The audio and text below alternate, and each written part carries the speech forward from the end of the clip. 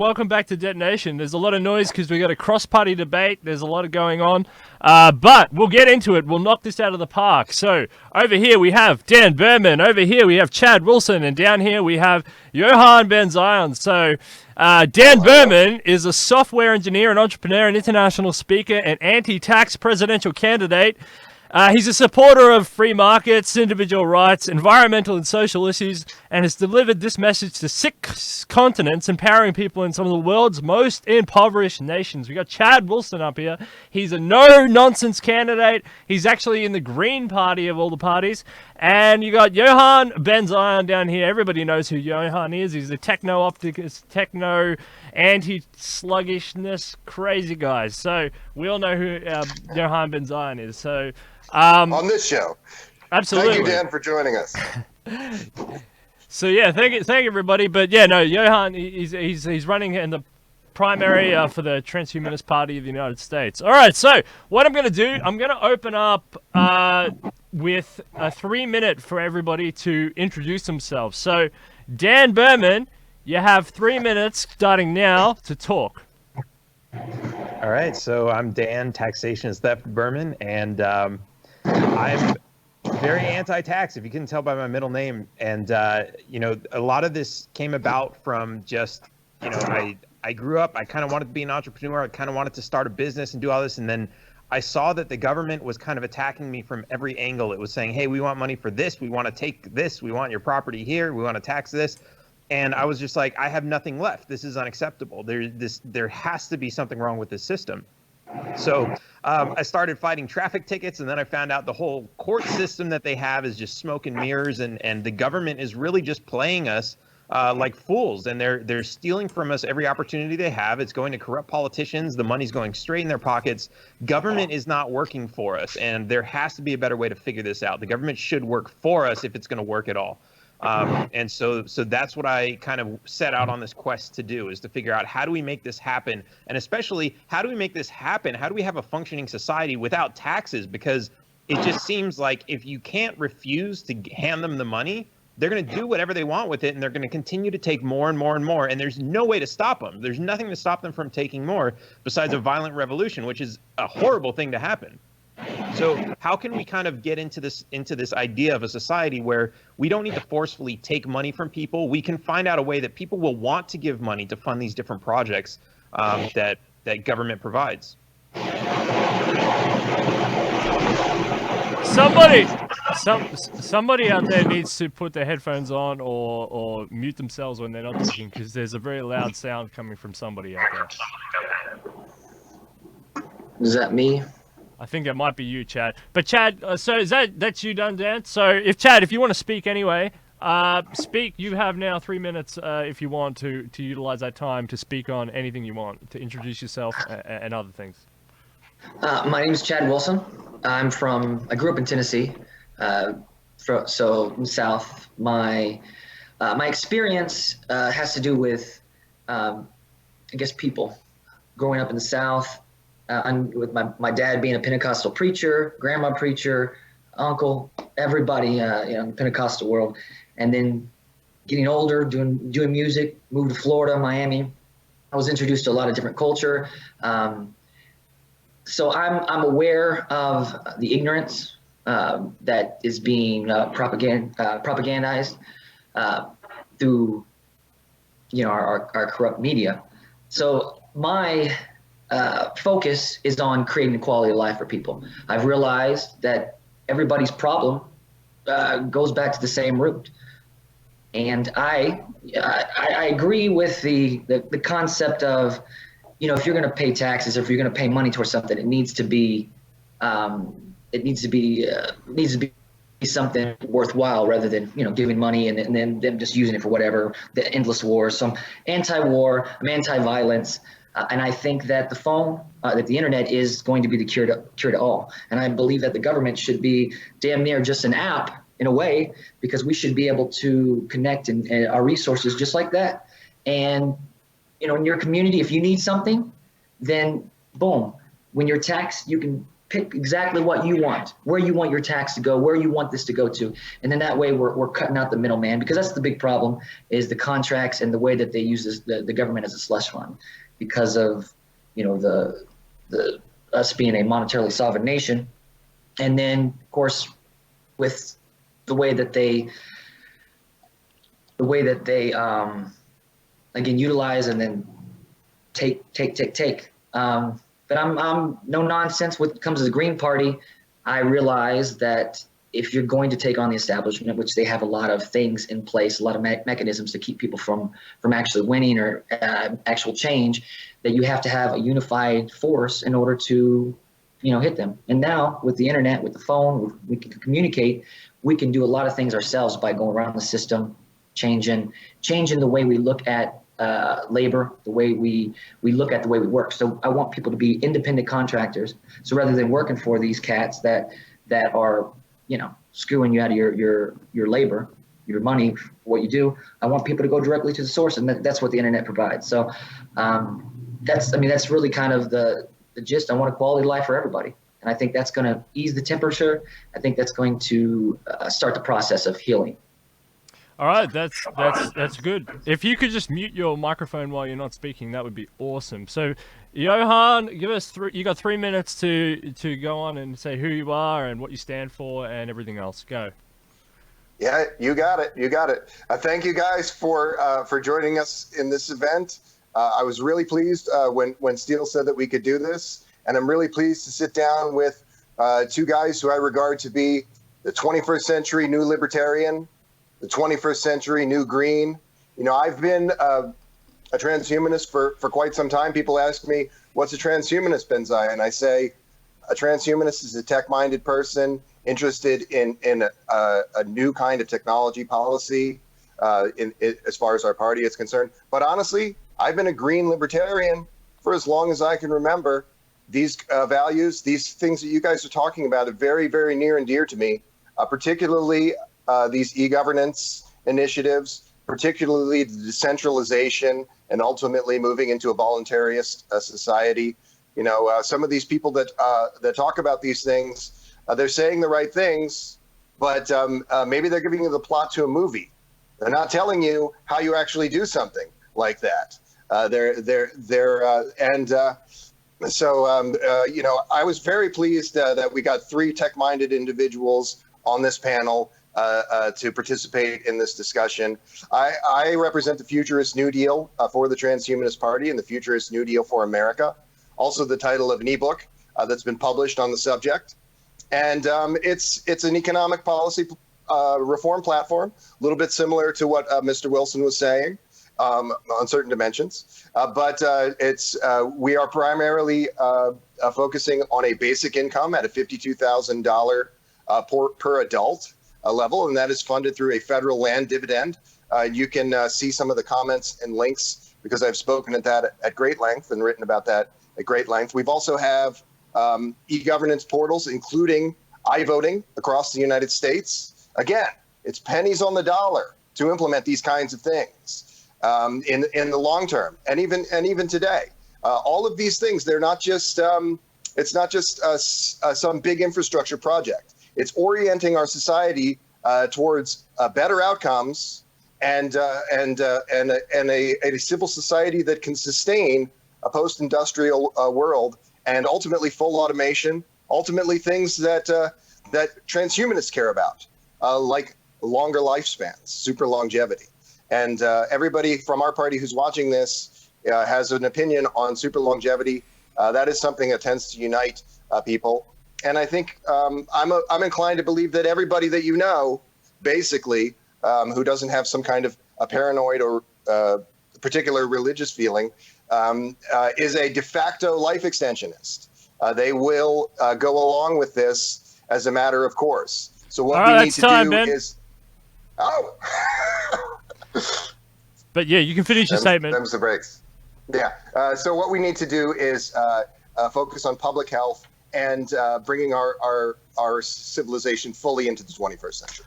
All right, so I want to go straight into Cut the my gentleman's the gentleman's hat here, because let's talk about, is taxation theft? This is a philosophical policy. This is a philosophical idea. It's an interesting idea, because a lot of people would say, Dan, how can you say taxation is theft and then sit next to Chad, because maybe Chad doesn't agree. But let's go through this.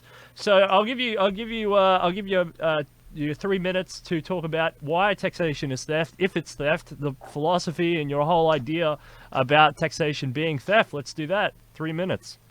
Sure. So let me say this first. The biggest objection I have to this statement is always, what about roads? We need police. We need fire. We need military. We need all these things. We need these things is the argument. And so what they're saying is, they're not disputing that taxation is theft. They're saying that it's necessary. You can ask maybe a person who doesn't have any money, who has a family, and they have to feed that family. How are you going to feed your family? And they might say, well, I'm going to have to steal something from somebody. That's still theft. Now, does he have to do it? Maybe there's another option, but let's say there are no other options and he has to do it. He's doing it out of necessity. That still doesn't make it not theft. It's still theft. So we have to understand that these are two separate ideas here. So whether or not it's tax, there's one easy way to look at it. If they ask for the money and you say, I don't want to give it to you, what are they going to do? They're going to come and take it.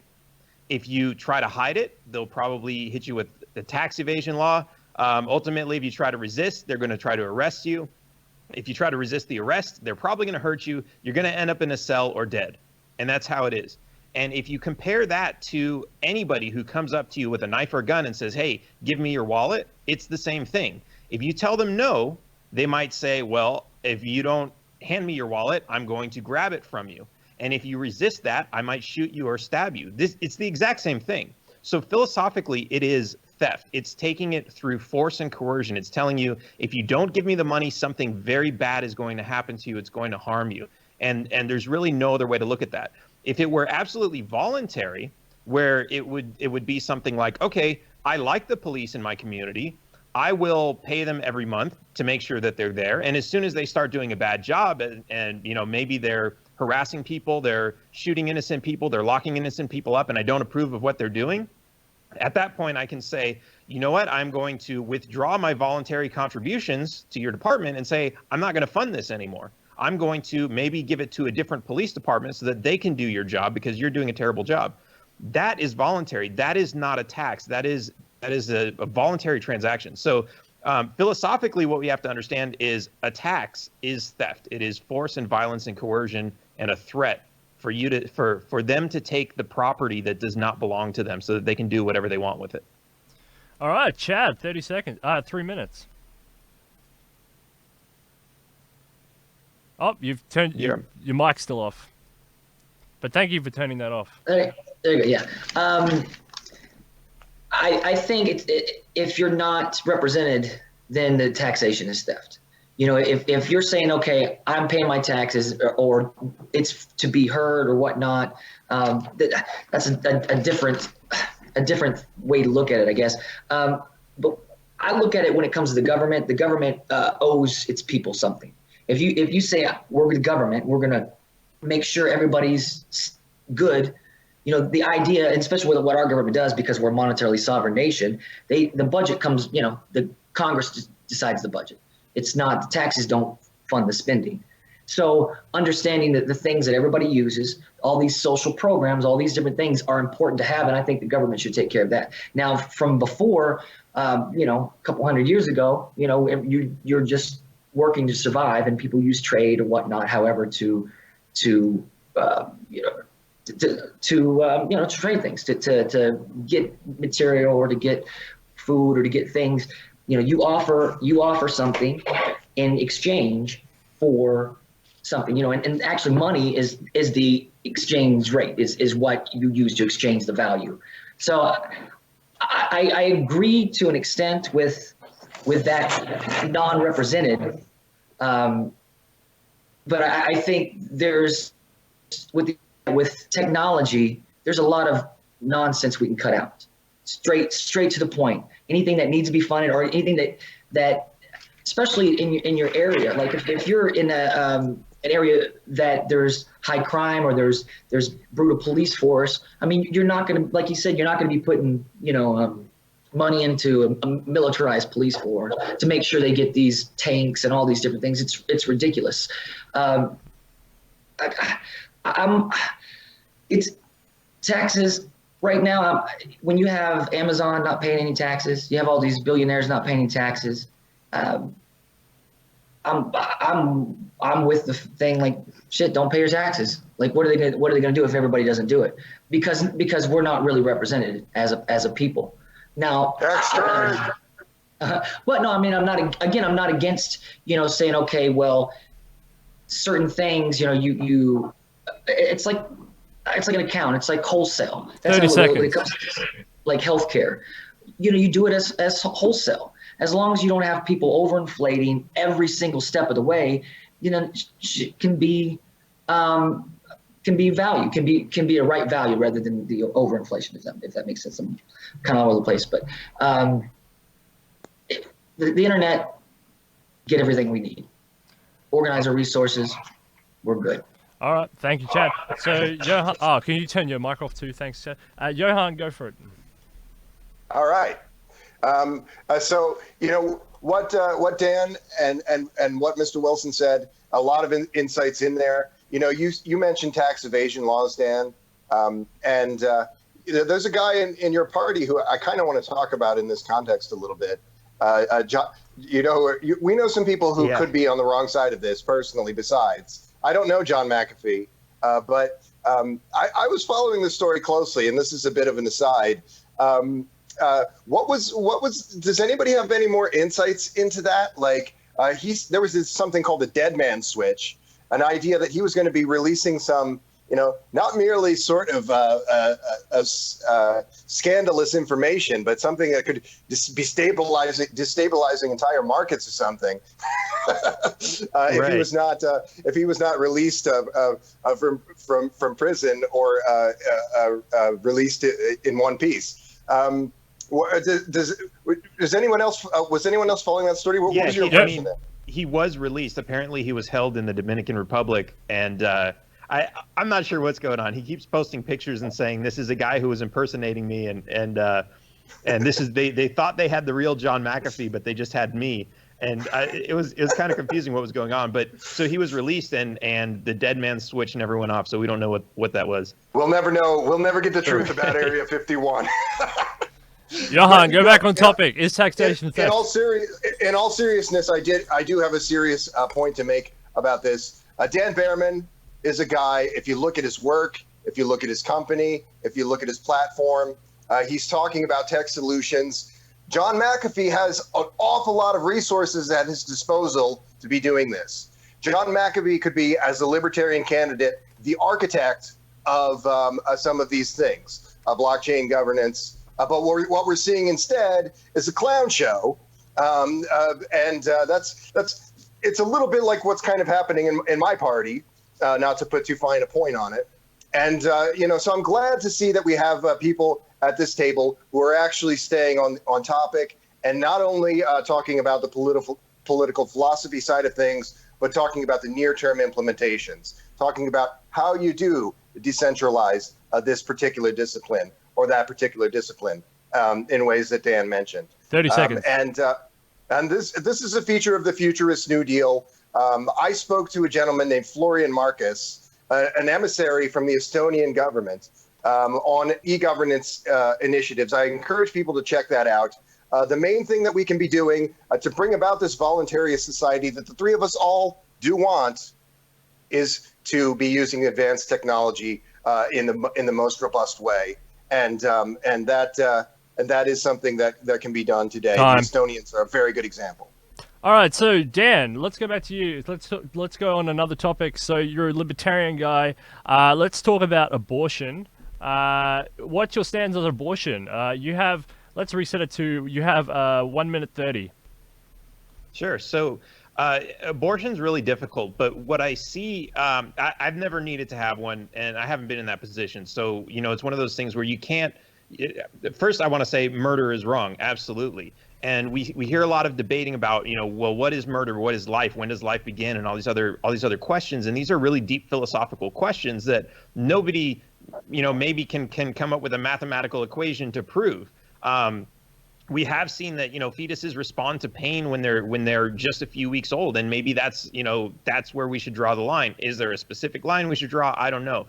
But what's really interesting with any of these arguments, because I kind of stay out of this debate, but I watch other people have this debate, is that some people, they're both correct on both sides. You have the one side that's saying murder is wrong, which it is, and then you have the other side saying, but I don't want to be controlled, which is right. We shouldn't be controlled by government. So, but the problem is when they're arguing, they're kind of like missing each other. They're not really directly responding to each other. So it's a very complicated issue.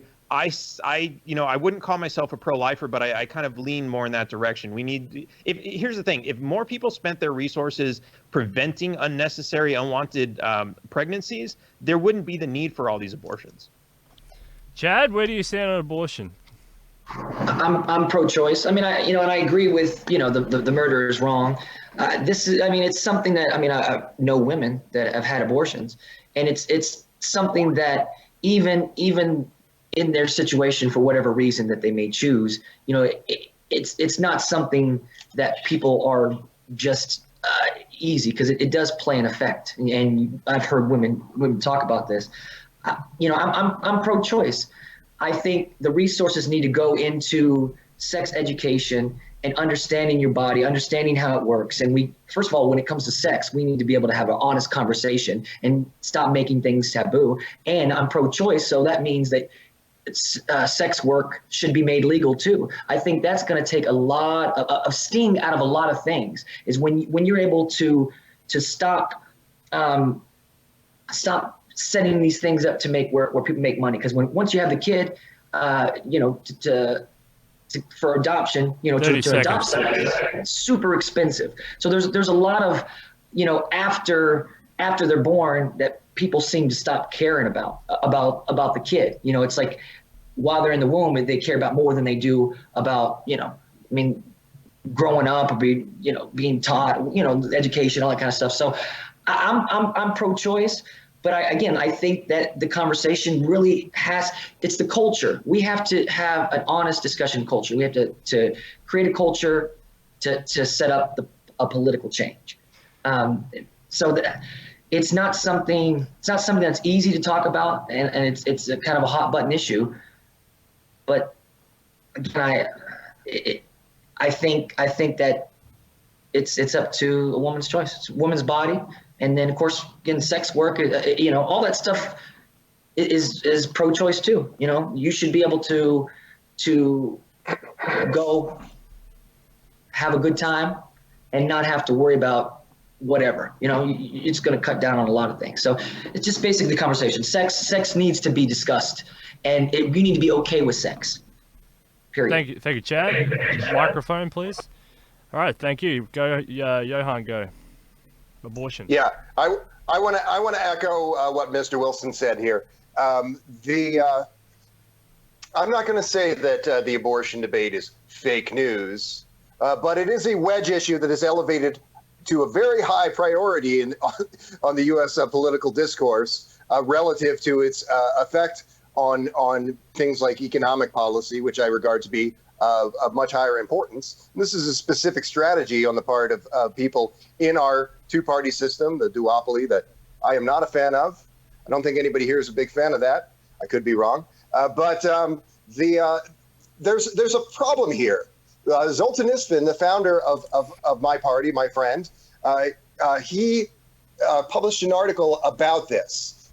We have an arbitrary line in the sand meant to stymie fertility medicine research and advancement, and that is the abortion debate. We have things coming down the pipeline very soon, artificial wombs, all manner of less speculative technologies that would absolutely transform this debate. And yet we have people, low information voters from the two-party system, talking about this issue ad nauseum, and it doesn't advance anything. It's the same issue that we have that I think unites the three of us more generally, which is Techno progress ultimately brings all of us together. These low information conversations, they're holding our civilization back. They're holding our world back from a better state of techno progress. And I am so pleased that we're having this tech policy presidential debate. And I do think that fertility medicine is an important issue and one that has great promise for techno-futurists. But I do resent the discussion in these United States of abortion to the extent that it is an overblown and misplaced concern. Dan, I'm going to give you a bit more time because I've let these two run over time. So I should have given 2 minutes anyway, but I'm trying to get through a few different topics here to make this fun. So let's go on to climate change. What is climate change real? Is it warming, cooling? Is there climate change? What's going on? Dan, go for it. Let's go 2.5 minutes for you. Sure. So it's an interesting question. From what I've seen, it is changing, but there's plenty of people who are scientists or data that's saying that this isn't a man-made deal. So it's not something that we can just say, hey, we're going to stop this. In fact, one of the big contributors to global warming was said to be methane, and then we found out that 10 to 30%. There was a study that said 10 to 30% of the methane in the atmosphere is actually coming from plants. So, when we thought it was all coming from cows. So there's really a lot of interesting information that comes out, but we have to also consider, hey, how old is the Earth and how many changes has it gone through over this time? They pull ice cores out of the North Pole that show that, hey, we've had cycles of carbon in the atmosphere going up and down in all kinds of cycles, and humans weren't around back then. So what caused it then? So I think it is something very real. I think it's something that, as humans, we have to either adapt or change our environment. That's always what it comes down to. And so, how are we going to do that? Technology has to, we have to use technology to figure that out. But, a lot of these people are coming along and saying, oh, well, if you put a tax on carbon and what they're trying to do is they're trying to control the behavior of billions of people. And you just can't do that. I mean, you can't. It's physically impossible. Whenever you try to ban something, you create a black market. Whenever you try to control people's behavior, you get resentment, you get lawbreakers, which means now you have to build prisons to put them in. It's just chaos. If you create a system that incentivizes cleaning the environment, which is what we all want. Nobody wants to live in a pile of filth, right? Everybody wants a clean environment. It's just, how do we actually do it? And how do we demand that from the companies that are polluting? Private property has actually shown to prevent a lot of pollution. When somebody owns private property, let's say, for example, if I own a ranch and I want to dig oil out of that, I'm going to make sure that there's no oil spills on my property. But if it's the oil company going out into, let's say, the ocean where it's not anybody's property, they don't care if they spill any oil because they don't have to clean that up, or they're gonna be fined a little bit, but that's not their problem. It's not their land. They're not destroying anyone's property, and they're not going to get sued over it. All right. Thanks, Dan. All right, Chad, climate change. You've got 2 minutes. I say there's plenty enough jails already to put the 1% in and confiscate and take away the what they've made off the backs of people when it comes to food, when it comes to the environment, all sorts of stuff.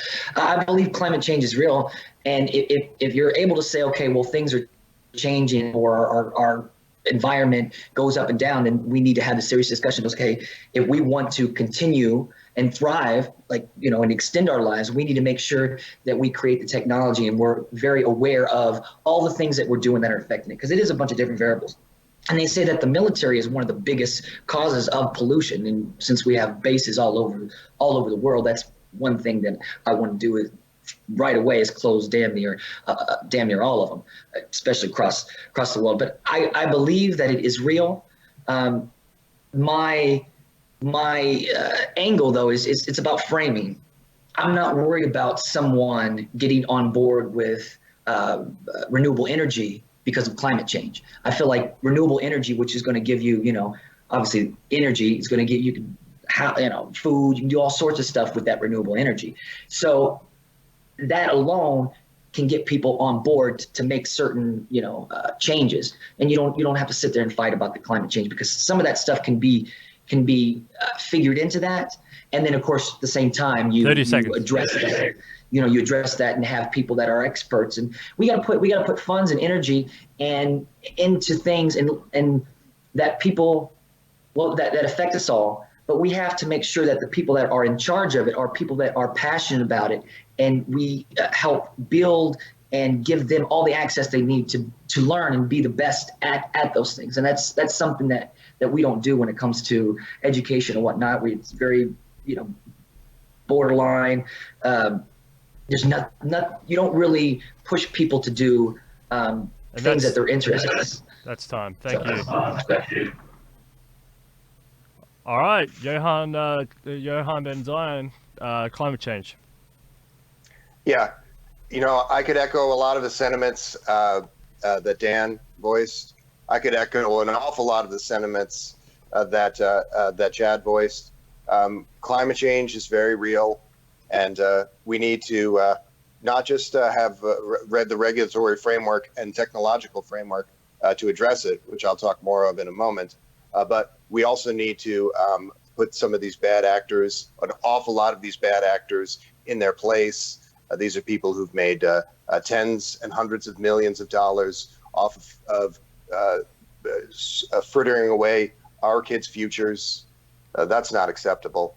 We need to not only put a stop to this, but we need justice in this regard, I do believe.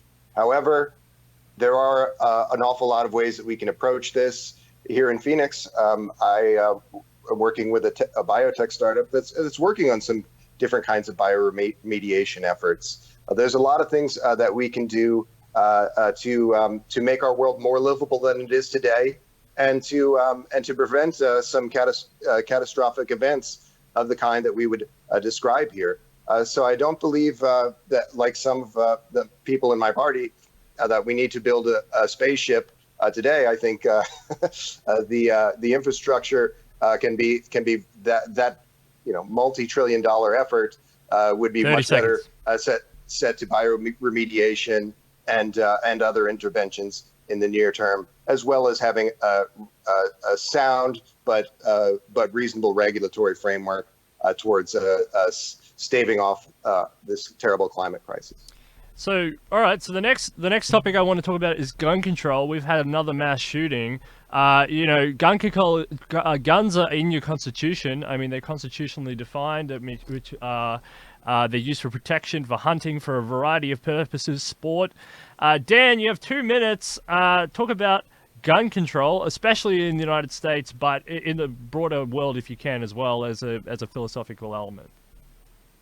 Sure. So I grew up in California, and I was surrounded by pretty much anti-gun propaganda.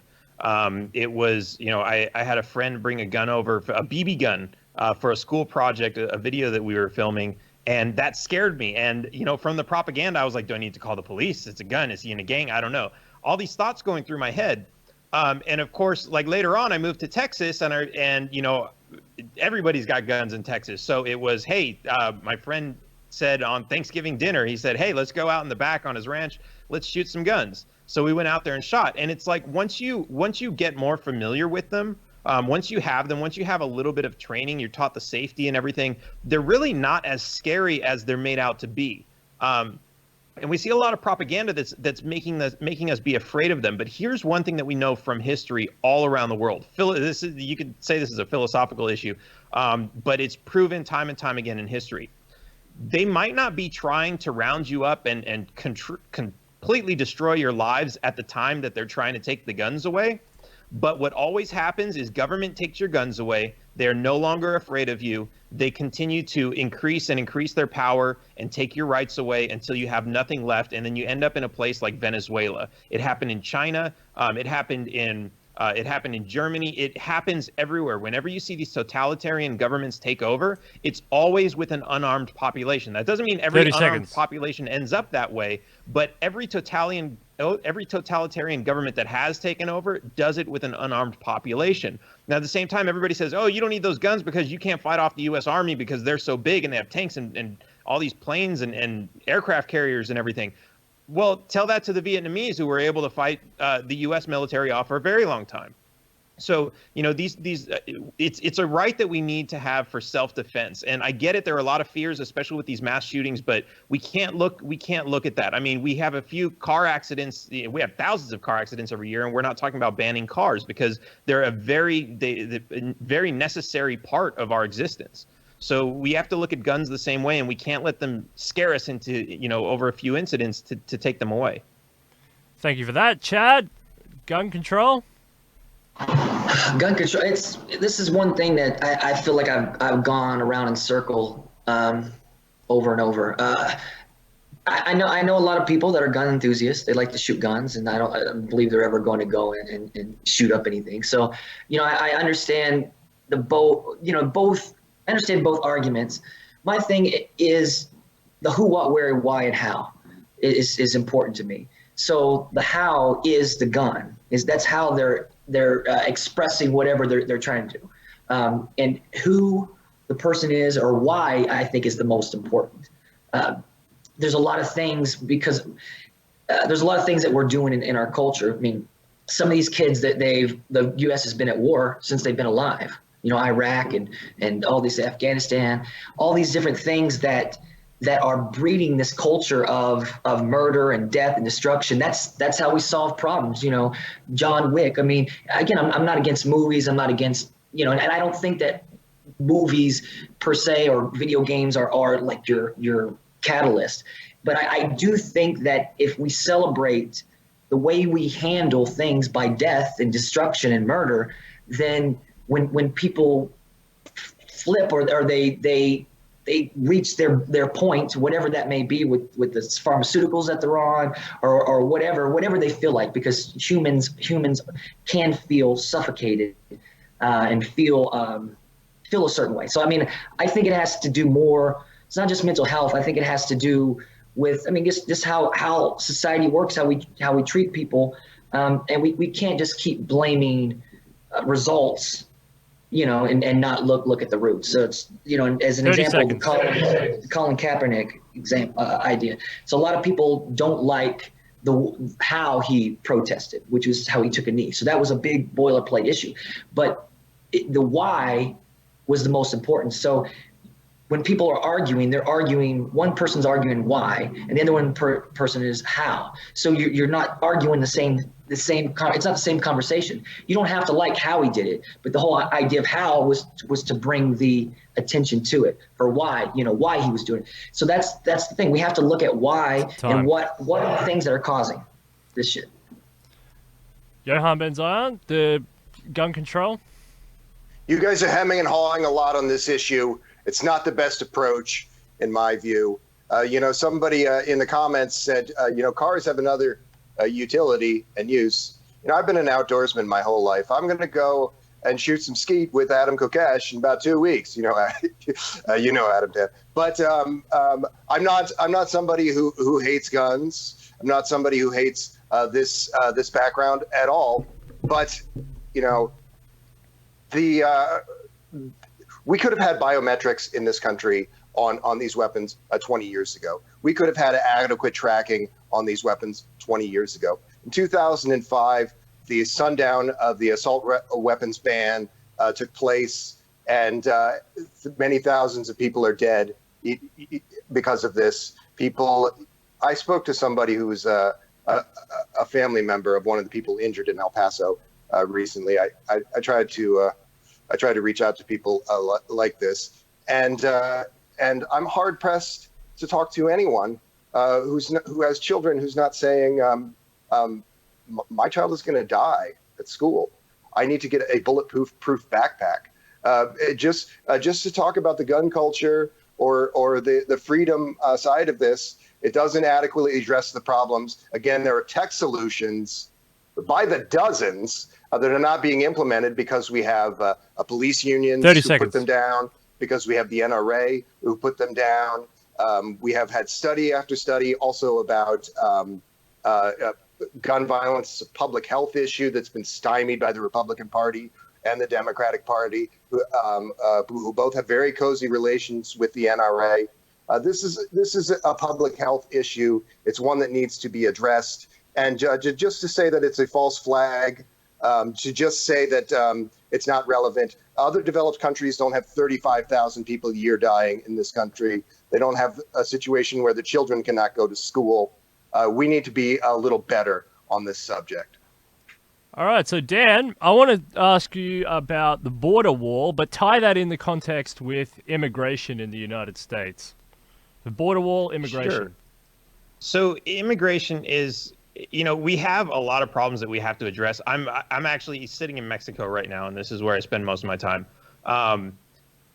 I don't believe in borders. I don't believe government should tell us, like, we have a right to travel. We have, that's actually been established by the U.S. Supreme Court, that we have a right to travel. And I want to be able to travel around the world. I want to be able to learn and experience other cultures. I was just in Australia a few months ago. And it's insane to me that I have to, basically go through a background check every time I want to cross an imaginary line, which is just controlled by another cartel that's has their own set of laws and locks people up for various reasons. That's the life that I want to live. Now, I realize we can't just open up the border because we have all these issues with drugs and gangs and violence and everything else. But a lot of those issues are going to go away if we stop fueling, like the United States government is fueling so much violence from around the world. If we stop doing that, we won't have some of these problems. If we end the drug war, which the president of Mexico right now wants to just completely put an end to the drug war. If we end the drug war and we team up with Mexico, so many of our border problems are going to go away. The welfare that people say, oh, they're coming here to take all the welfare. So don't give them welfare. It's a simple problem. You don't have to say, no, you can't come here. Just say, okay, fine, you can't steal from the cookie jar. That's as simple as it is. Instead, it's turned into a very divisive issue where, they teach people to hate people over, the color of their skin, the language they speak. Oh, I don't want to have to press one for English. It's racism, and it's being pushed by our politicians very subtly. But we have to stop doing that. We have to, and a lot of them do that because these are very sensitive, emotional issues, and these are very easy to get ratings. The news does it because, hey, people will watch because there was a shooting, and oh my God, it had something to do with racism and the border wall and all these. It gets people emotionally involved. And so, of course, they're going to continue to talk about this. And the politicians do the same because that gets them ratings, that gets them seen, that gets them FaceTime, and ultimately more votes. We have to stop thinking like that. We have to stop getting people emotionally aroused over this stuff, because ultimately that's what happens with this mass shooting that took place over the weekend. Two of them, actually, one from the left, one supported the left, one supported the right, was over an emotionally charged issue that they've been sitting and watching propaganda for months and months. Thank you very much, Dan. So, Chad, the border wall and immigration, if you can. Well, I would say the media is the state media. All this stuff runs together. It's these people that are it's social engineering. They're creating these things, these boilerplate issues, and then, like you say, getting emotional reactions in order to keep people, against each other. And again, people are arguing two different things. When it comes to immigration, when it comes to the border, all these things like you're talking about with the cartels and the drugs, obviously ending the drug war, that's the first thing. Give a reason for people to get out of the shadows so they can operate in a better way. But because of what our foreign policy is, America's foreign policy, we're causing so much damage across the world. And then I could understand someone's worry that when we're creating and pumping out radicalization because of what we're doing, then that's what people are worried about when it comes to the border, when it comes to the immigration thing, and that's kind of their main. Well, from what I could tell, that's their main thing. So I can understand that fear is a worry. So if you understand that fear, then explain it to somebody. You say, okay, you have to backtrack it. Why is that fear there? Just like the whole Muslim extremists. This was a huge thing. This is what everybody was afraid of. They beat the fear drum, and we're the ones that are funding, moderate rebels. We're the ones in Syria, where the FBI and say, hey, we're both funding two separate rebels. 30 seconds. So immigration, all this stuff comes down to the real conversation to say, okay, well, what kind of world do we want to live in? I understand the border right now because of the temperature and the fear, but I think what America's supposed to do, because we're the melting pot. We're supposed to show how we can connect with the world, because we're all a part of it. And rather than keeping people from coming in, we need to make sure that we're going out and help rebuild these places that we've destroyed, and change the position in how we look at people. Thank you, Chad. All right. Thank you for that. Johan, border wall and immigration, go. Sure. It's funny that we bring this up because I'm just looking at an article from Business Insider, a little bit of a pulpy magazine, but they have some very interesting issues in there. And it relates directly to a gentleman who I interviewed yesterday at some length. His name is Jason Mallory, maybe a little bit like Dan Berman, an entrepreneur and career politician. And he has a proposal that is getting some traction. It's being written about in magazines of this kind for a hyperloop border wall.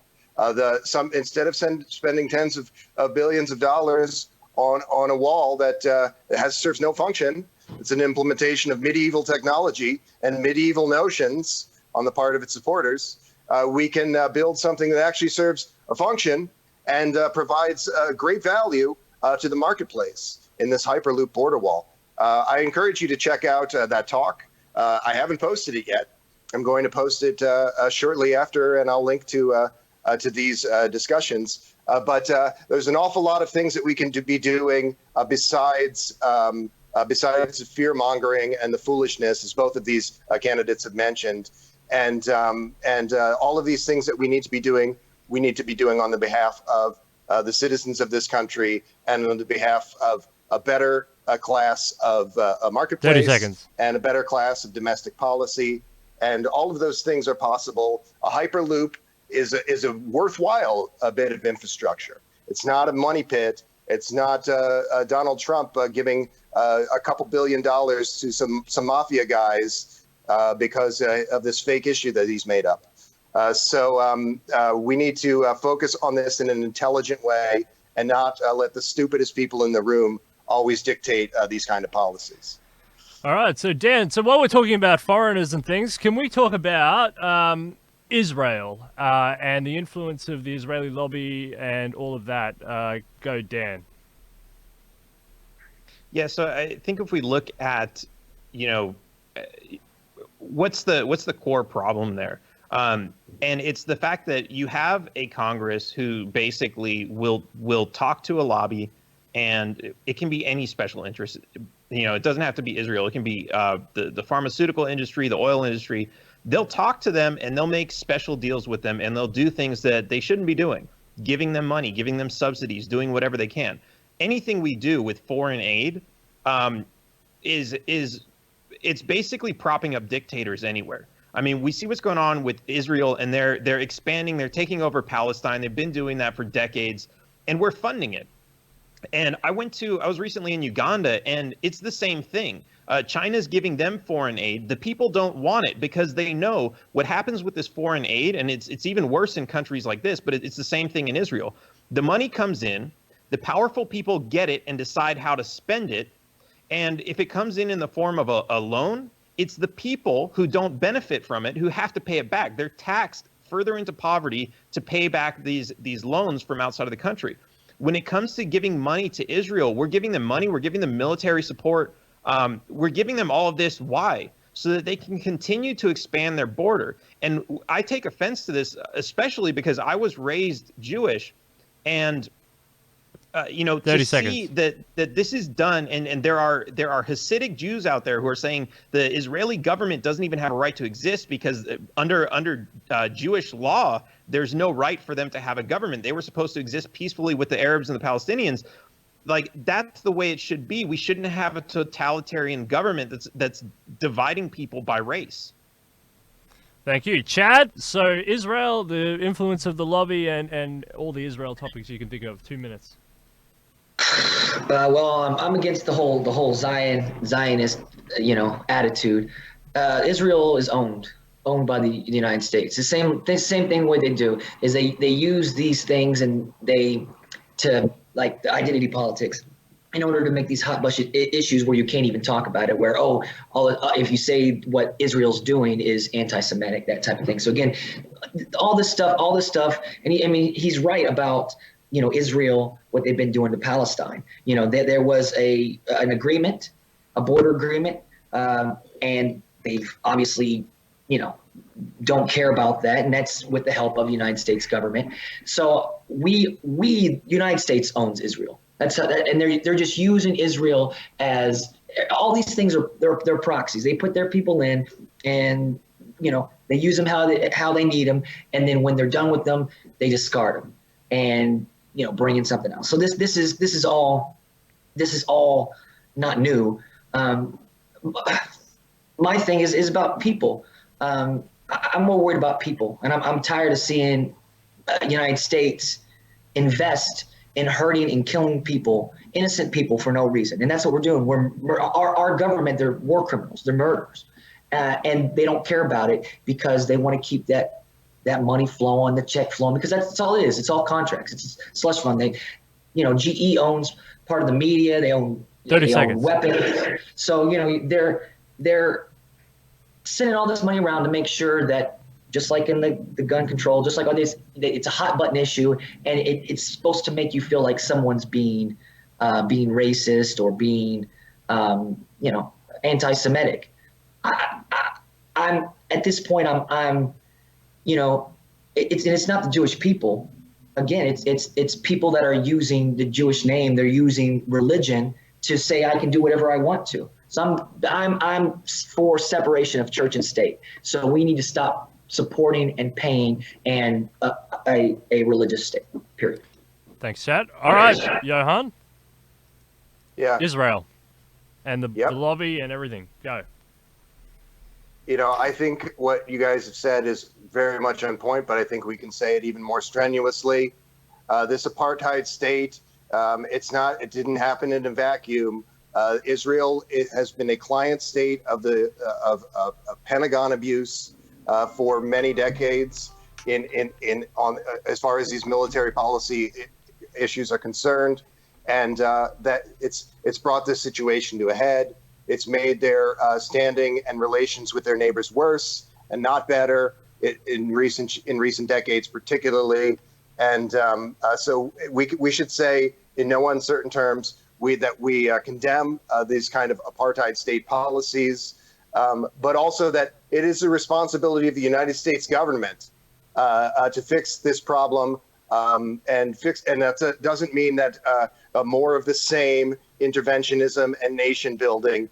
That means allowing all of these nations in this region to operate with autonomy and to be divorced from this militaristic profiteering that has driven much of this.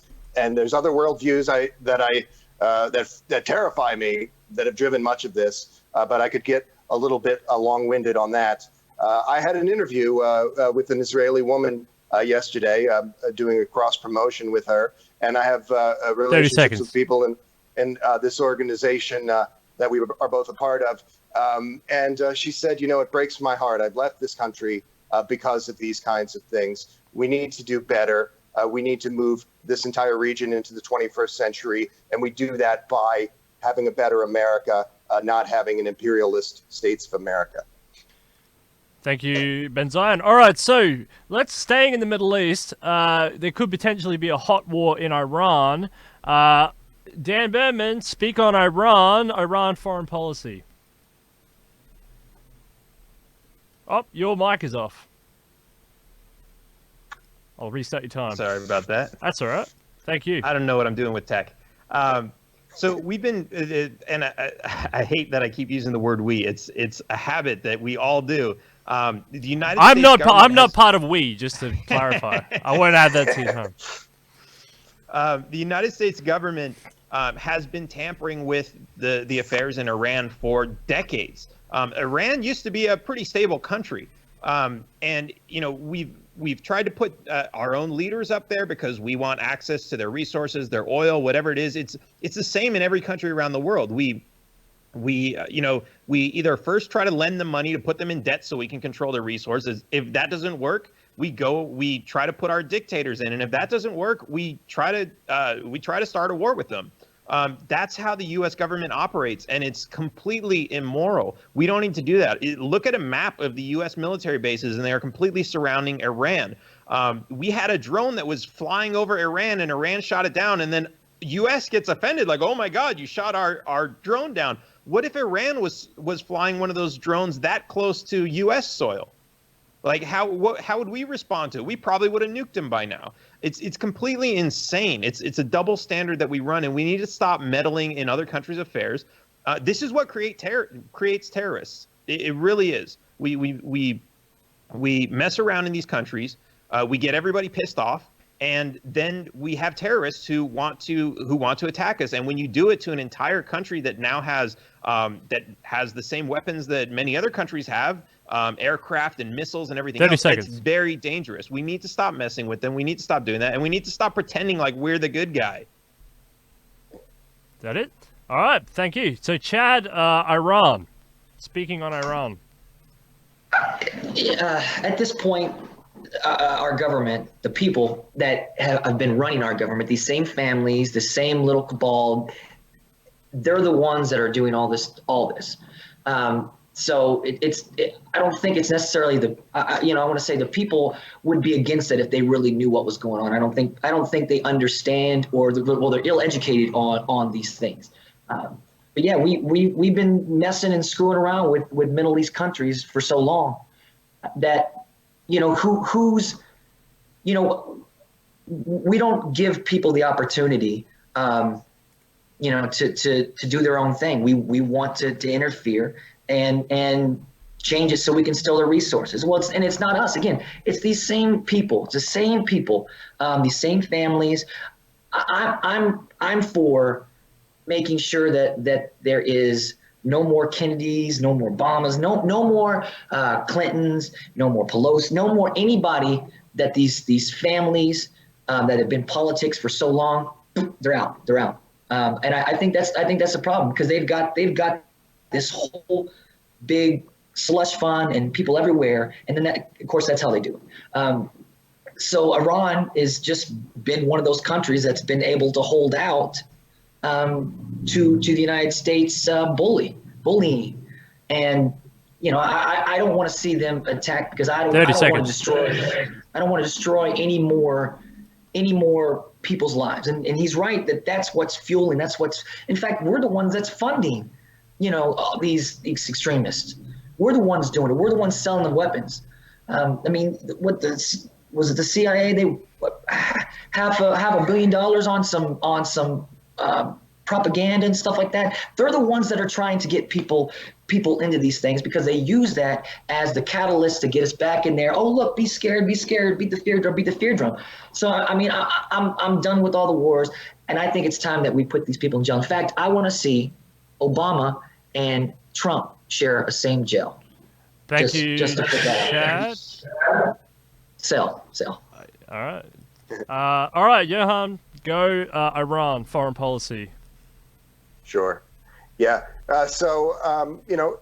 Los Angeles, I used to teach a business and presentation course, and there's a lot of Persians in this class for whatever reason, just how that happened to work. And every one of those guys, they were lower middle class people working really hard. But oddly enough, every single one of them, to my recollection, was basically an agnostic. And what are you saying this for, Penso?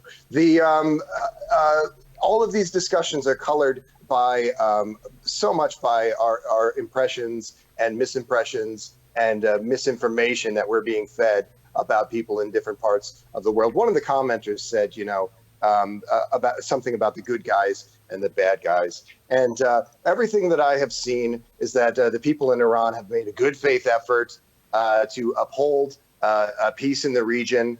And even many of the leaders, not always above reproach, but doing good work in that regard. This is another example of things that we've all echoed here time and again, that these imperialist states of America are we like to present ourselves as the solution to these problems, but by and large, we are creating these problems, and we need to really reconsider how we are on the world stage. And you know, it's enough. It's enough to break your heart.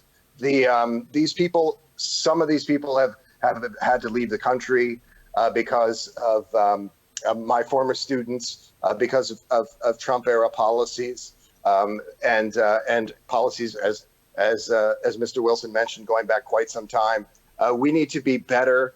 We need to be using our funds in the best way possible, and that is not spending trillions and trillions of dollars on Pentagon bloat and pointless foreign wars and imperialist undertakings. Thank you. All right, so staying on foreign policy, China.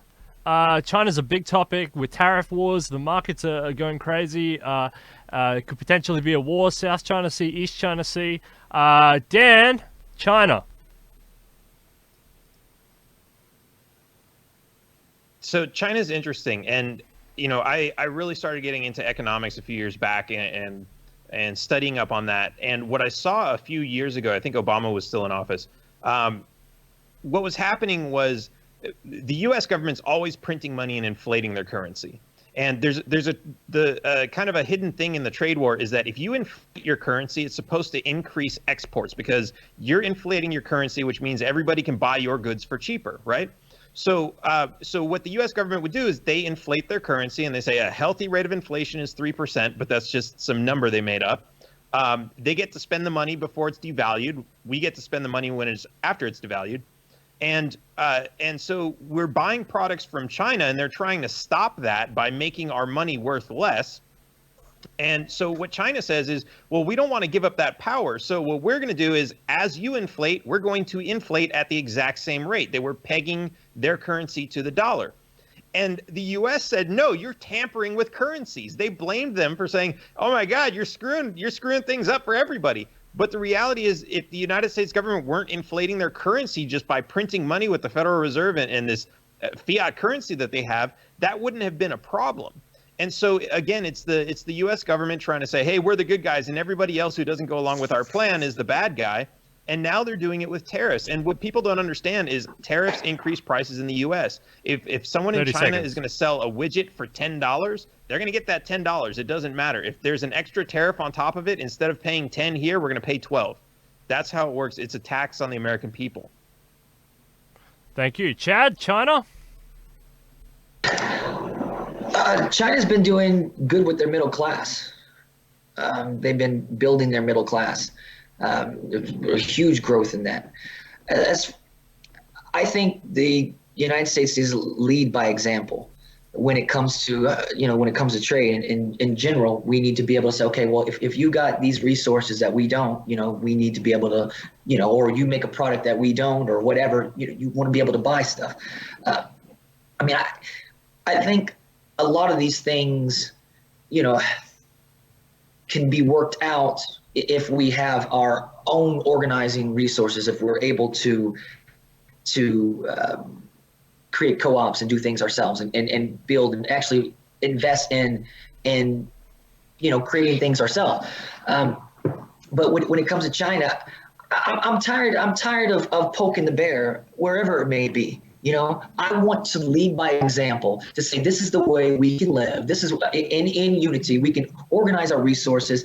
Everybody can have a quality of life. And if we can do it, then people can see that and say, wait a second, all the crazy stuff that's going around them, it will give them the power or the notion of what it looks like. And I think that's the problem. I want to have relationships with these countries. It doesn't make sense to continue just fighting nonsense. And again, we're the ones that shipped all these jobs everywhere else. So it's leaving people with these real low paying jobs, and they don't control the workforce. I don't see as much of a need or a worry of the whole trade thing if we're able to take back our actual labor. Thank you, Chad. All right, Johan, China. Yes.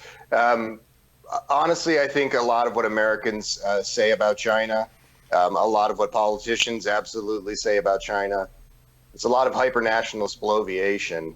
It has much of it has very little basis in reality. If you listen to what someone like Stephen Bannon or all of these China hawks are saying, if you listen to what someone like my competitor in this Rachel Haywire in this upcoming primary is saying about China, if you really dissect it and unpack it, it doesn't make a lot of sense. The United States has a history of doing all the sorts of things in terms of destabilizing foreign relations that we tend to project onto China. China, insofar as they're doing these things, it's infrastructure projects in other countries. It's a lot of these other things, and there's scads of concerns about what China does domestically, and in some things, of course, cybersecurity and espionage and all manner of concerns like this. These are standard nation state concerns, and we should be critical of them. But the idea of fear mongering about China, it's mostly about people concerned about losing that primate position, that highest position on the world stage, and that's zero sum thinking. Anybody that stoops to that it should be beneath contempt, in my view. But there's, I spoke yesterday to someone from the OpenCog organization, somebody who's associated with this OpenCog organization. They have a base of operations in China, and this is an organization founded by Ben Goertzel, a great hero to transhumanists. And there's a lot being done for decentralizing. Chinese in this regard has many public-private partnerships that are doing things head and shoulders above what's going on in the rest of the world. I would say in some ways as progressive as what is happening more on the domestic front in Estonia, what I described. So it's a big country. We can't paint them with such a broad brush. All right, thanks, Johan. All right, so let's switch up tracks. Let's go to a different thing. Net neutrality. Dan Berman, should internet providers be able to speed up different service providers, or should the internet be a neutral place, free for everybody? So I think that really all depends on the contracts between the providers and their customers.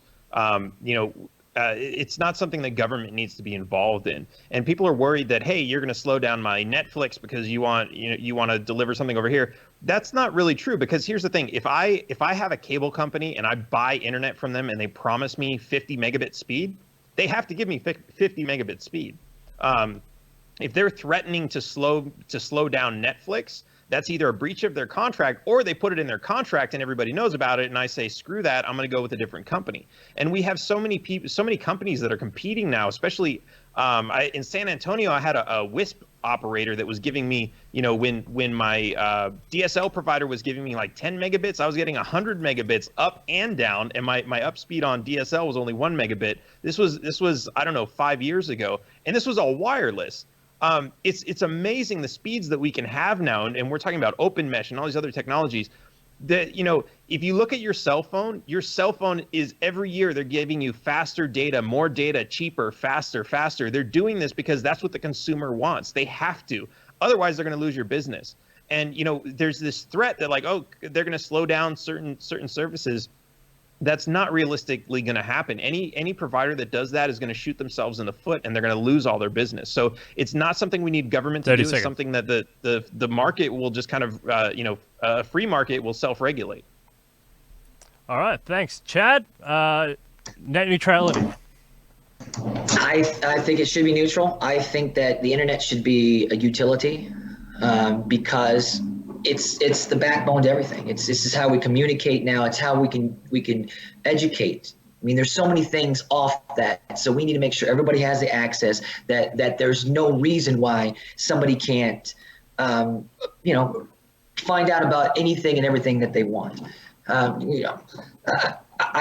think it's a utility. Like, I think Facebook should become a utility. YouTube. I think some of these things need to be split up, and to make sure that once something becomes, a vital part of society, then you have to be able to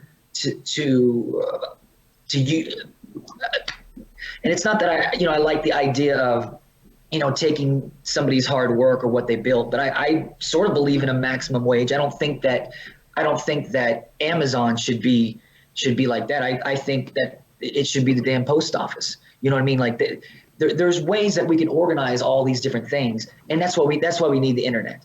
I want to make sure that there is no little tricks and because they're always finding loopholes, they're always finding tricks, they're always doing whatever they can to make sure they get more money, because that's their whole thing. It's a predatory capitalist society. And again, I'm not against you creating something and having a value, and somebody purchases something that a value. I'm against someone using something 30 seconds. and taking it and holding over somebody's head, just like the healthcare industry. Internet's everything. When you talk about schooling, I mean, it's huge. All our resources right there. Boom. You need something. Boom. Right there. But if people don't have that, if people are, you're not going to be able to have as seamless society as you want. And I think it should be free. It should be part of everything. Thank you. Johan, net neutrality. Yes. So, as we know, net neutrality was repealed in this country, and in some ways we're worse for it. 29 states have since introduced net neutrality legislation, and so there are protections still in place. I could echo a lot of what Dan says on subjects of this kind. I could echo a lot of what Chad says on subjects of this kind. I think, to me, when issues of this kind are really viewed, we have to ultimately look at what is the best for techno progress and what is going to be the least techno sluggish in these municipal undertakings and utilities. And that's a very serious concern. And we can't simply just nationalize everything. We can't simply just deregulate everything either. And I think that the best approach to all of these things is to have solutions in the public sector that are highly regulated and effective. Have things like what Elon Musk is doing with putting these mini satellites up in the air. What Amazon and Google are doing, getting data to all as a human right. This is one of the core parts of the Futurist New Deal platform. And that, to me, is a larger issue than net neutrality, which is a very heady issue, and one that I am more on the side of what Mr. Wilson said. I think that we do need more robust net neutrality laws as we had. But there's a lot of ways to look at this sort of thing. At every step of the game, we have to be looking at what advances human development and to a lesser extent, what advances the business interests on that field, and seeing that all boats are rising as quickly as possible so that we can get to a world where we have full post-industrialization, full automation, ultimately post-scarcity, and ultimately radical life extension for all. Thank you very much. All right, Dan Berman, I want tie these two things in because these go hand in hand. Patriot Act and NSA surveillance. So the super surveillance state and the Patriot Act, the loss of liberty, that whole subject, big government, spying on your civil liberties. Dan Berman. Yeah, I mean, it's amazing where technology is going. I got on a flight the other day where I didn't even have to show my my boarding pass. I had to look into a camera and it recognized me, and then it printed out a receipt that told me which seat I was in. And I guess they're experimenting with this new program, and it's facial recognition. What they're doing with this is it's amazing, and the amount of surveillance that they're going to be able to do is insane. But what we have to consider is that, we see all these movies where it's like, oh, we're looking for this one terrorist, and it's a needle in a haystack, and how do we find him in a crowd of 500 million people? Oh, if we only had this technology, we could find him. And they make it sound like it's this great program. We have to have this because that's going to solve our terrorist problem. But the reality is, once you make it easy for government to find whoever they want, they're gonna abuse this, as they have with everything else. They already have license plate scanners, so they know, oh, you didn't pay your ticket, and this is a poor tax because the people who can't afford to pay their Their vehicle registrations are now going to get bigger tickets, and that's going to escalate things. It's going to get their license suspended. They're going to get moving violations, and it continues to escalate. And the more technology they have, because let's face it, there's not a terrorist on every corner, but what is there on every corner? There's a car. And there's probably a certain percentage of those cars where either the driver of that car has a suspended license, or he has a warrant for an unpaid ticket, or he hasn't paid his registration, or an unpaid parking ticket. That's where they're going to use this technology, because that's where all of us 30 seconds. are. And we have to start looking, we have to start considering that. And we have to consider where our privacy is. And we have to, if we want to give information to the government, we have to do it voluntarily. As we have on Facebook and all these social media platforms, we've given them all this information voluntarily. And as soon as we say, hey, we don't like what you're doing with it, we should be able to withdraw and cancel. And we can't do that with government. And that's a huge problem. All right, thank you. Chad Wilson, so Patriot Act, NSA surveillance state. This is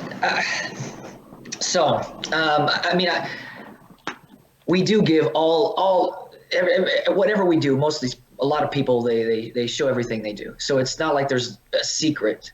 And when you look at Instagram, you look at all these things. There's so many things that are happening, illegal stuff, that if the government really wanted to get you, they could, because there's all the proof right there that anybody needs. Of course, I'm sure there are some laws or whatnot, they can't use certain things.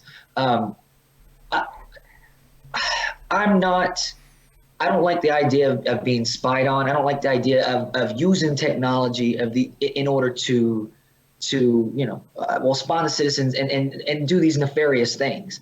And it's the people really in control of these things that bother me the most.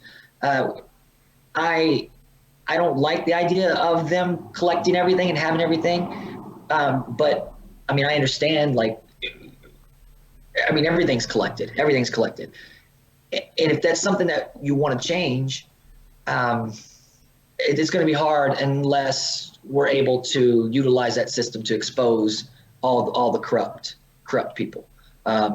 Because everybody's text message, everything that everybody's is out there, and they've got control of it. I mean, it's a mess. I don't like it too for the fact that they can use this stuff to go to the 30 FBI. seconds. They go to, hey, you can go.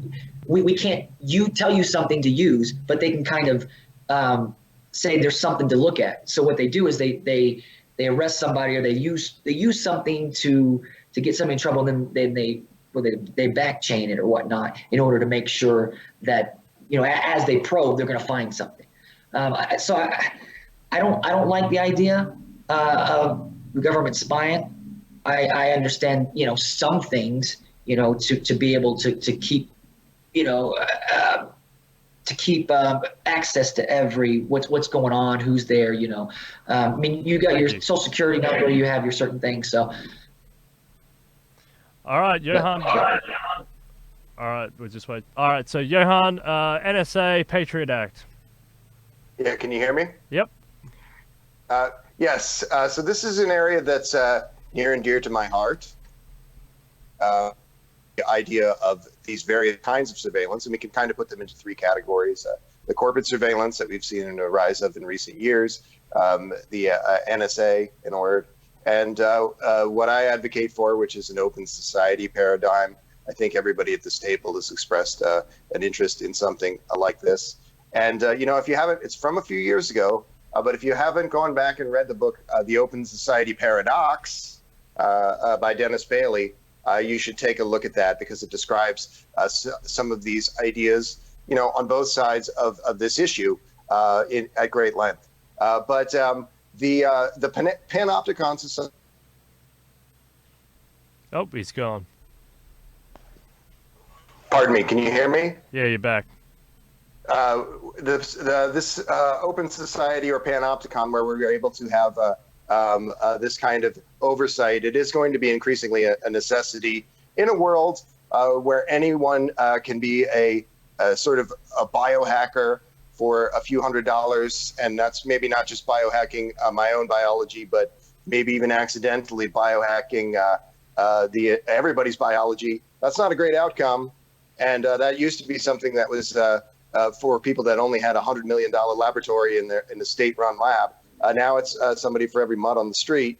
That's not a great thing. We can counter that by embracing this high level of transparency in our society. So everybody has concerns about privacy, but I would encourage you to consider that the open society paradigm is the way to best protect ourselves in an increasingly uncertain and a little bit strange techno future. And there's so much else that I could say on the subject of voluntarism in this context. I do want to say that although it's not mentioned in the book, The Futurist New Deal for America, it is something that is very important. And I am working on a series of essays. Okay, all right, that's it.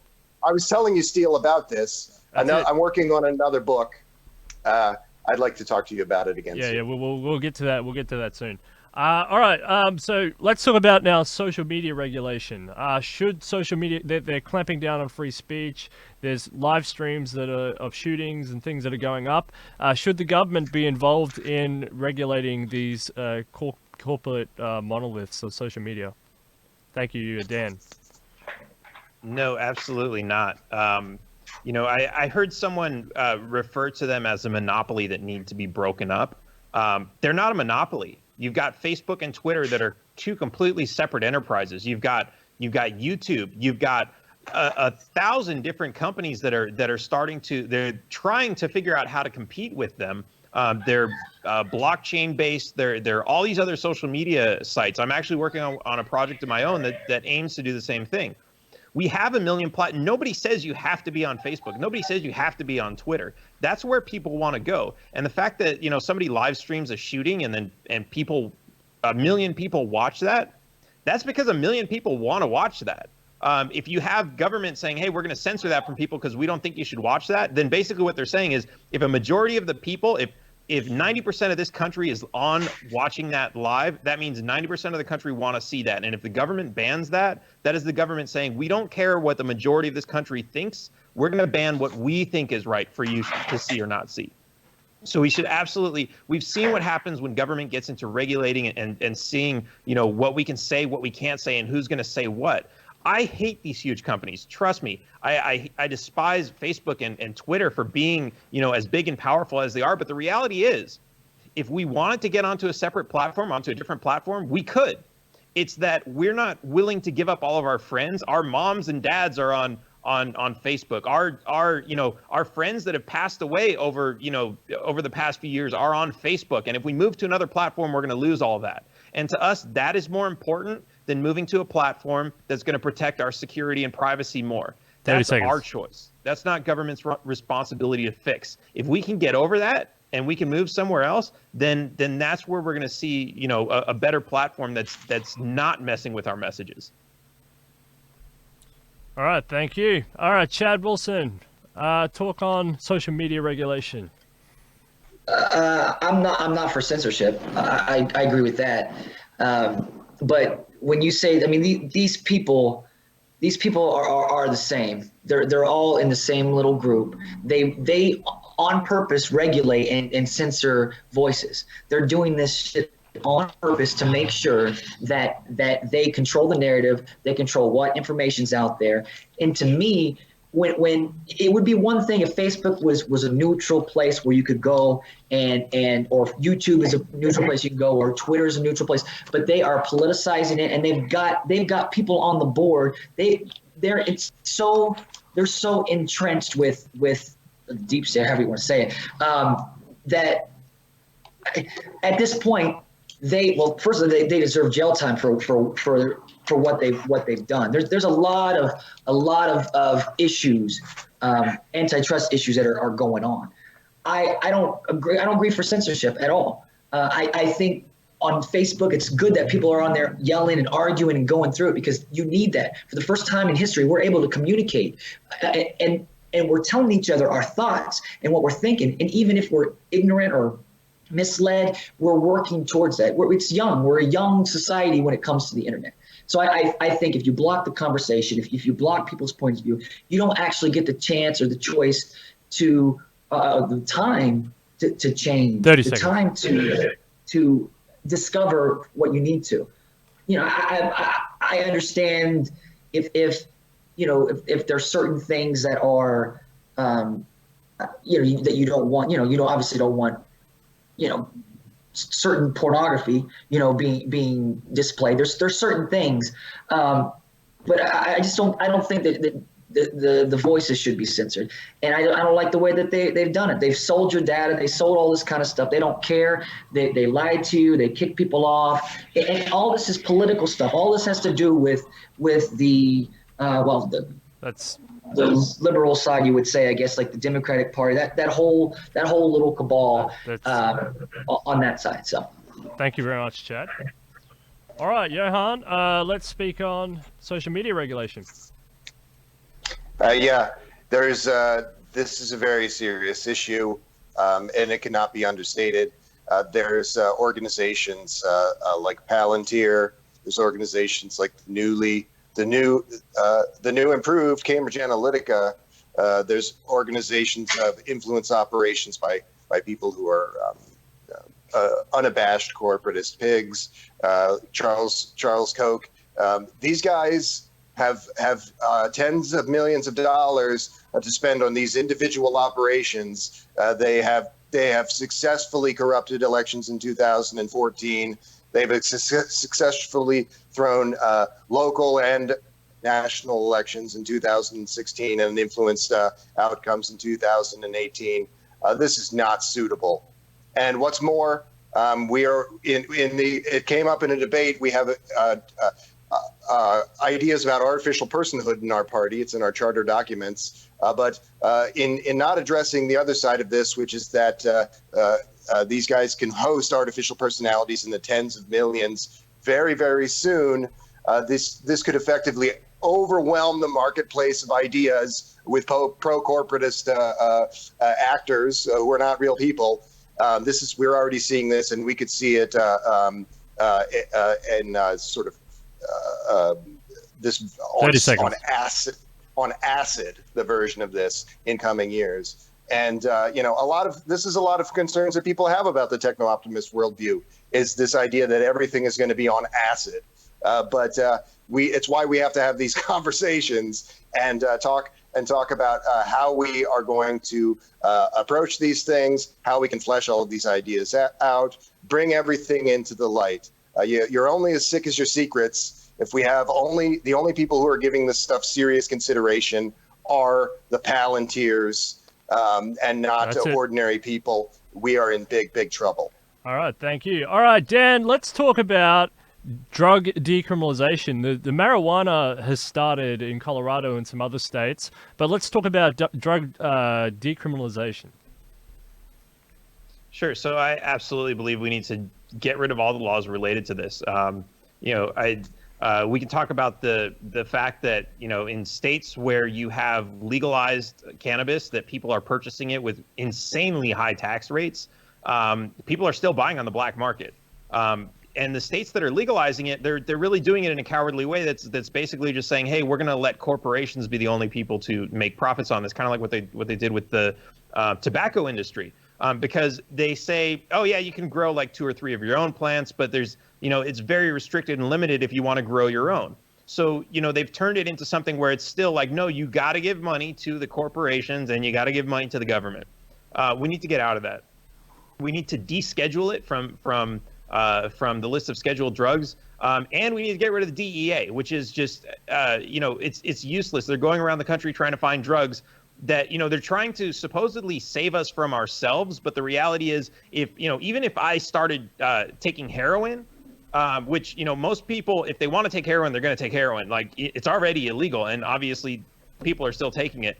People who don't, if it became legal tomorrow, they're not going to go out and say, hey, I think I'm going to try heroin. That's not how it works. But you have, the people who are doing it, they OD. And what happens? Nobody wants to take them to the hospital because, oh man, I don't want to go to jail. You have all these problems that arise from this because of the prohibition around it. Some people say the punishment of being addicted to heroin itself is a big enough punishment for the crime. You don't need jail and all these other things. All they're doing is they're creating private prisons. They're making money off of this. It's an insane drug war that was started by a bunch of propaganda, and it needs to stop now, immediately. Thank you very much. Chad Wilson, drug decriminalization, the drug war.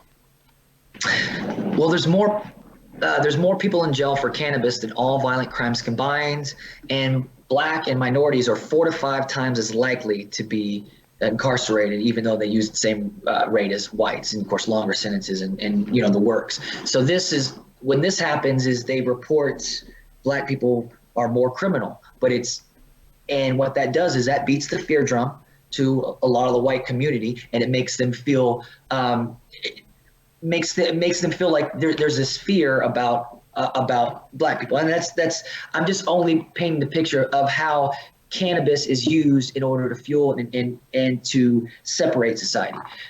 When you have, like, of course, if you take out cannabis, there's so many things that would affect when it comes to the healthcare, when it comes to the private prisons. You can expunge all these records. There's so many things that relates to it. I mean, I'm for decriminalizing all drugs and giving the opportunity, for I mean, again, people need to understand, and they need to have safe environments, and they need, if they decide whatever they want to do, use or whatnot. But a lot of these problems have to do with the black market, because you don't know what you're getting, you don't know where you're getting it from. They've got these underground growers, they're spraying all these chemicals and stuff on it. When if you make something, legal, 30 seconds. You take out the shadows. You got to take people out of the shadows, and because there's so many issues that are correlated, related to cannabis, it's a no-brainer. I mean, community relations. In fact, one of the things, I'm an avid cannabis smoker. I mean, you can't go wrong with it. You can't go wrong with it. And I plan to have some cannabis town halls as I start, going to LA, or California and Colorado. So I'll let you guys know about that. But I think it's important that people are able to, relax. Thank you. Thank you, Chad. All right, Johan, speak on the drug war. Yeah.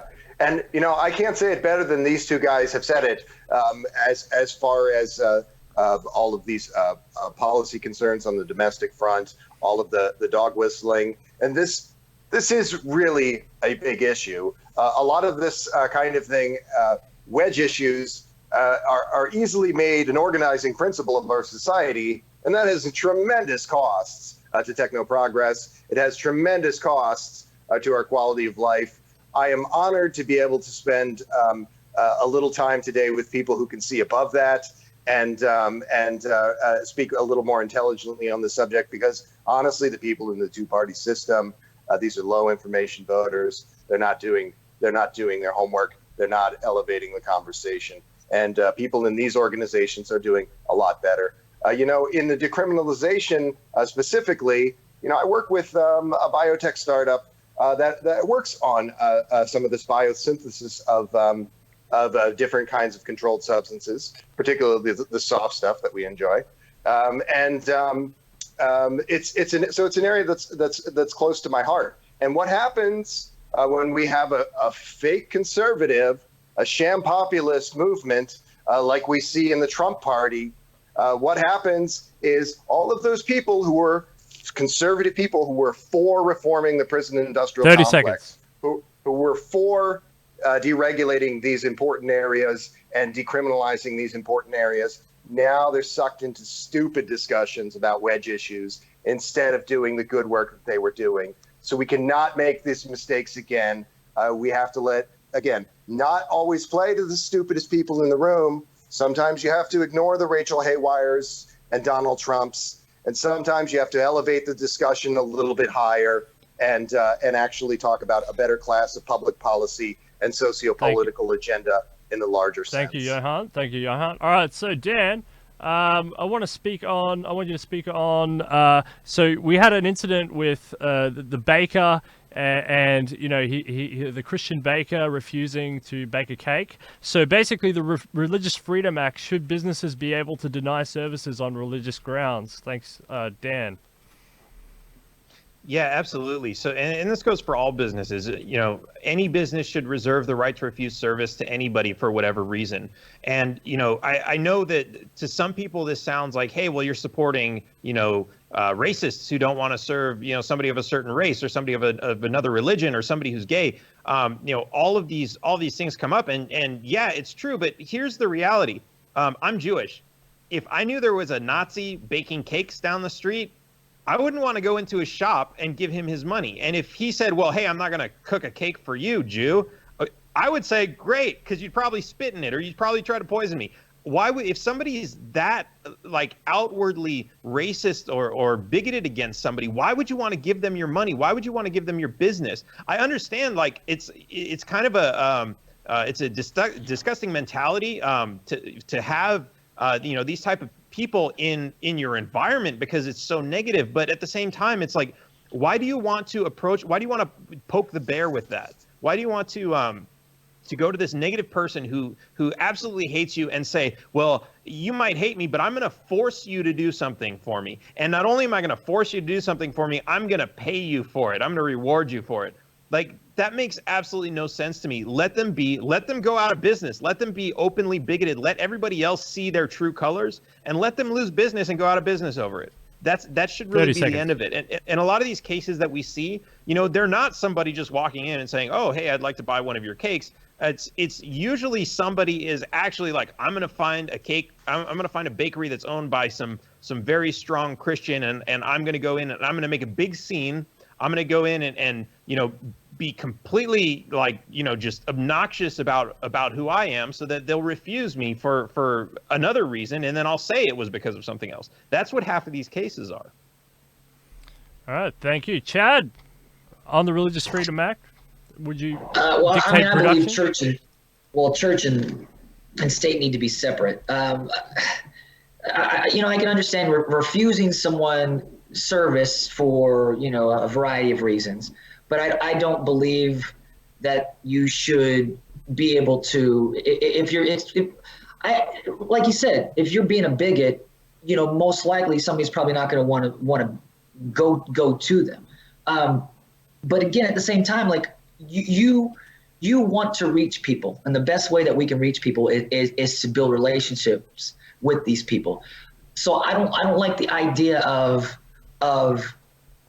you know, necessarily treating people wrong, you know, but some people do need to be shamed a little bit because it's so ugly to say the way people are treated. But again, people politicize this kind of stuff, so you don't really have an honest conversation about it. And if someone feels uncomfortable, you know, it needs to be like, okay, well then.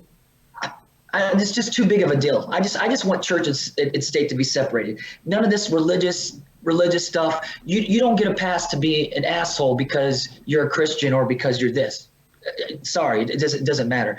You know, especially growing up in the Pentecostal church, I've seen it all. It's like they want you to love, but you know they love with hate in a lot of ways, and that's a big problem within the church. And you know, I'm very vocal about that. 30 seconds. And it's something that I've had issue with, because if you're trying, first of all, as a Christian, if you're trying to bring somebody to Christ, you're going to treat them with disrespect.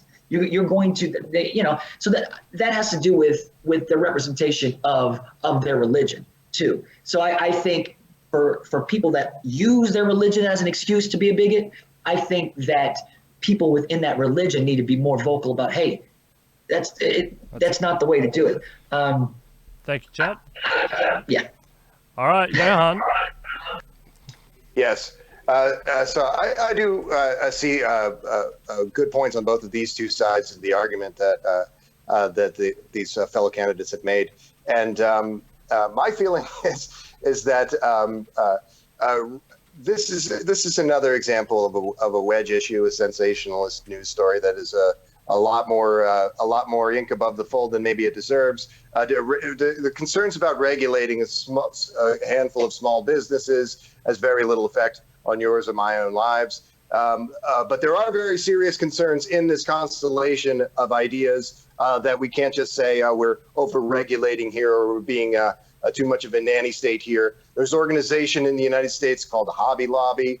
that is seen fit to deny women basic access to health care for religious concerns. There are a lot of large corporations that are feeling pretty comfortable doing this, and it's not just a coincidence. It's 4 decades of, you know what I'm talking about, Justin. We were talking about this the other day. 4 decades of corporatist policies, thinly veiled as social conservative or Christian ideas, but not such. It would be nice to live in a world of the kind that Dan describes, where we don't have to concern ourselves with this sort of thing. That's not where we live today. Where we live today is a world where 55% of people are working very hard, 80 hours a week, 70 hours a week, at artificially low wages in the service industry, having artificially high housing costs. This is all the same problem with these corporatist policies. We need to fix our civil society in the near term by being smart about these kind of regulations. And we need to get these fucking Christ of fascists out of DC once and for all, and support guys who I believe are maybe true people of faith, like the gentleman on this campaign panel. Thank you. Yeah, thank you, Johan. All right, so what I want to do is, while we wrap up this show, is I want to give each of you 5 minutes just to say whatever you want on any of these issues or more issues that we didn't cover.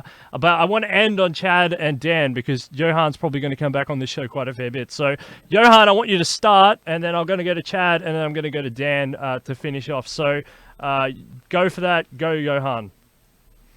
Okay, you kind of threw me a curveball there. What are we talking about? Just closing statements. You got 5 minutes closing statements. Okay.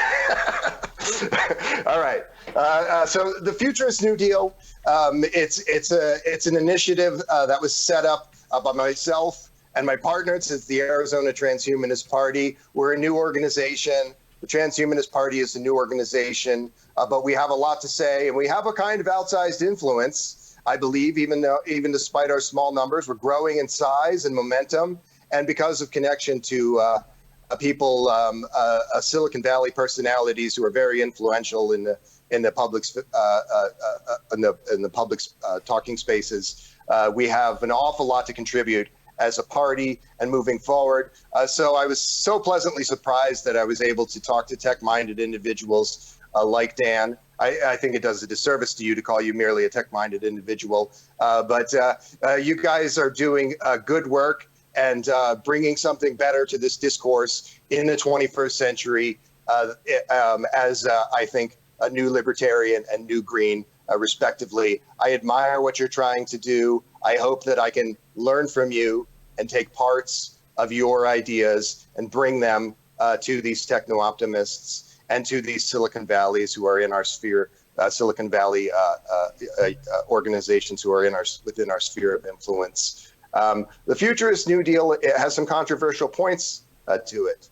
I-voting is controversial to some people. E-governance portals and things of this kind, it's not the easiest sell. But a lot of people have been reading our materials. A lot of people have been joining this discussion.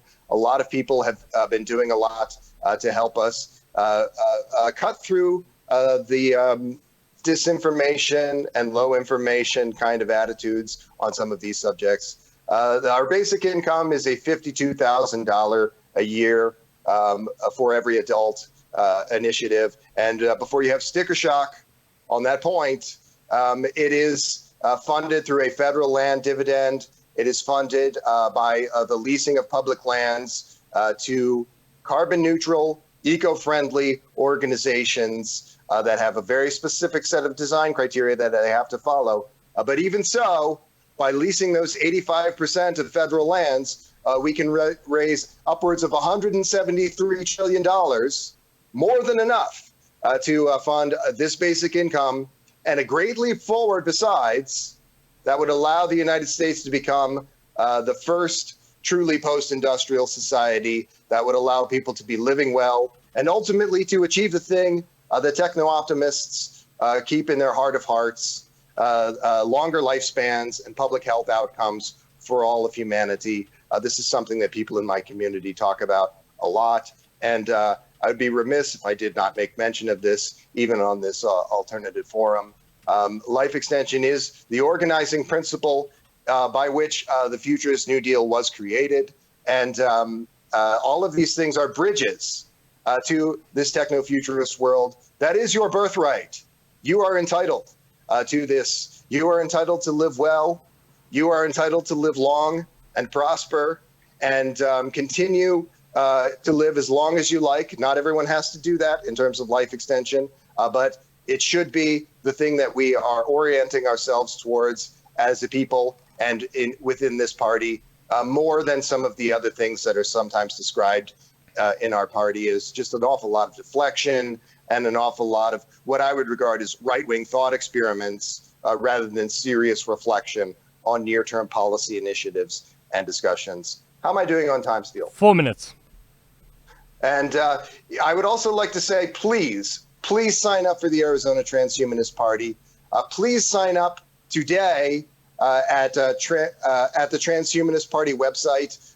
We are having a week-long e-vote. That date has just been moved, and I'll speak on that for a very brief moment. I was not a party to this being moved, and people are saying that 30 seconds. This somehow advances my campaign because I'm the one who's going on a lot of these shows, so me having more time improves the likelihood of my winning. There's new people entering this race at the same time as a result of this change in our scheduling. So it does not serve me. It serves the party as a whole and the advancement of techno-optimism, which I support with my party. And I encourage all of you to look at what we're trying to do as techno-optimists and make this contribution by signing up and by talking to everyone you know about these techno-futurist implementations. Thank you very much, Johan. All right, so Chad Wilson, you have 5 minutes to go for your life. All right, thank you. Again, I'm Chad Wilson. I'm running for the presidential nomination of the Green Party. And thank you guys, too. It's been great talking with you. I think it's so important to be able to have these discussions with people because there are a lot of things, a lot of little gems that you guys have said that, I'm going to steal because you framing and wording is so important to be able to explain things, even if one person doesn't necessarily agree. So it's very, very important to have the conversation. So the Green Party, I guess it's a big deal for me to run in the Green Party because I feel like the platform is there already. Now, the platform, no one owns the Green Party. No one owns the idea, but there are a lot of issues, just like other parties, within the leadership. There's toxic leadership. The party's kind of decentralized, so you got a bunch of all these little factions and stuff going on, and no one's come in and really been able to organize the resources and pull people together. So I believe that the Green Party has the best opportunity to make a wave this come election because the platform's there and there's a strong infrastructure. Again, you just need someone to come in and organize it. What I'm running off is the Green Guarantee, which is basically organizing our resources for agriculture. We want to do renewable energy, infrastructure, renewable materials. I want to find out everybody's labor skills, whether it be construction, landscaping, sewing, musicians, lawyers, teachers, nurses, scientists, social workers, counselors, hunters, farmers. We have enough resources, we have enough land, we have enough empty buildings, we have enough clothes that people can have a quality of life. We can do that without getting the White House. We can do that because we have the internet. We have what we need to communicate. We have what we need in order to move forward. We're just not doing it because the people that are in these positions of power can either be soft or they don't want to ruffle feathers. And that's the thing with the Green Party that I'm doing is that I am going after these toxic people.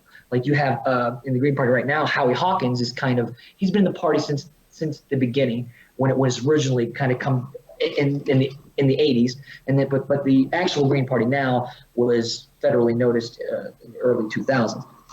But, there's no accountability. There's no real conversation of what's going on. It's just circle talk. And when you look at the people that are involved with this campaign and what they've done, it's so ugly. And that's the example of why these parties aren't moving. People may have the right idea, the right concept, but they're just not good at leading because what happens is you come in and then someone censors you. You have valid criticism, and they censor you. Nobody asks you, what can you do? What's your skill set? How can we organize your skill set? What do you hear? What do you see? What do you need? And that's something that I want to bring to the party. And I want to make sure that we get the federal, we reach the limit, and that we run these people out of town. We make sure that they're scared, and we have to know that as long as they're silent in the media, then they're not scared. So if you can't be worried about hit pieces, you can't be worried about any of that stuff. You have to expect that. And I want to draw the fire on the Green Party, because I feel like it's there. And the difference is with me, I guess I want a clean house, because we can't fight the system with the divided house. I mean, we can do this. We can do this together without these people. I'm living in the country. There's 2,800 people in my county. There's all these broken down old houses. There's old material, all these pallets.